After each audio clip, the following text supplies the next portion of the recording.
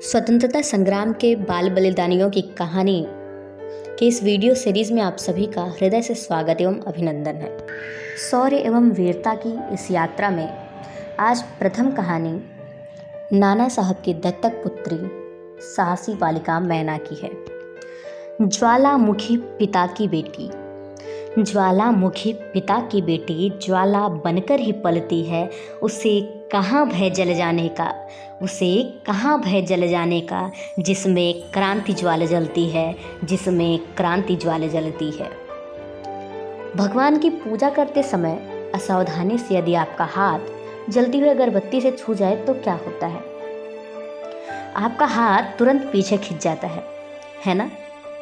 लेकिन यह गाथा स्वतंत्रता की उस पुजारिन की है जो धधकती चिता में एक नहीं 2 बार झोंकी जाकर भी अपने निश्चय से तिल भर भी पीछे नहीं हटी। बात 1857 की है। यह वह युग था जब अंग्रेजों से अपने देश को स्वतंत्र कराने के लिए सारा देश क्रांति की आग में तप रहा था। स्वतंत्रता समर का इतिहास लिखने वाले वीर सावरकर जी ने इसे भारत का प्रथम स्वतंत्रता संग्राम कहा। यह जानकर आपको गर्व होगा कि अनेक इतिहासकारों ने यह स्वीकारा है कि हमारा राष्ट्र पूरी तरह कभी भी पराधीन हुआ ही नहीं। 1857 के भी 100 वर्ष पहले देश की स्वतंत्रता की लड़ाई चल रही थी, लेकिन 1857 का संघर्ष इतना व्यापक था कि उसे अंग्रेजों के विरुद्ध क्रांति का उद्दांत बिंदु कहना अनुचित नहीं होगा। नाना साहब पेशवा इस महासमर के प्रमुख नेतृत्वकर्ता थे। कानपुर से कुछ किलोमीटर दूर बिठूर में उनका महल क्रांति का प्रमुख केंद्र बना हुआ था। क्रांति का आरंभ योजना के समय से पहले हो जाने से क्रांति के प्रयत्न प्रभावित भी हुए थे। अतः योजना में तात्कालिक परिवर्तनों के लिए क्रांतिकारियों को गुप्त बैठकें करनी होती थी। गुप्त रूप से देश भर में संदेश पहुंचाने होते थे। यह एक ऐसा ही अवसर था जब अंग्रेज सैनिकों को छकाते हुए नाना साहब अपने साथियों सहित बिठूर से बाहर अज्ञात स्थान पर आए हुए थे और उनकी 13 वर्ष की बेटी मैना महल में थी। तभी अंग्रेज सेनापति हे ने सेना सहित महल को घेर लिया। उसे आदेश था कि नाना साहब को बंदी बनाकर महल को आग लगा दी जाए। हे ने आग लगाने के पूर्व महल को लूट लेना ठीक समझा।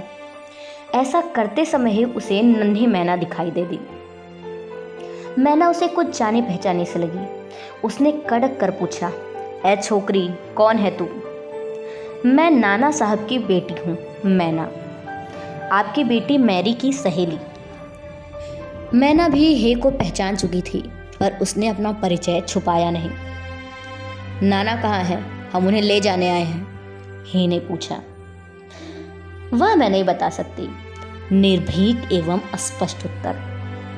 हे चिढ़ गया, हम यह महल जलाकर राख कर देने वाले हैं। जान बचानी हो तो बता दो नाना कहाँ है। उसी समय उसका वरिष्ठ अधिकारी कौवन आधम का उसे नाना को पकड़कर उन पर घोषित 1 लाख रुपए का इनाम पाने की बड़ी लालच थी।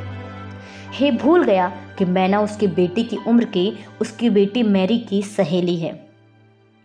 कौवन के आदेश पर मैना को खंभे से बांधकर कोड़ों से बीटा गया, लेकिन वह तो मानो वज्र जैसा हृदय रखती थी। उसके मुंह से एक भी गुप्त भेद प्रकट न हुआ। उसे कानपुर ले जाकर जलती चिता में झोंक देने का आदेश हुआ।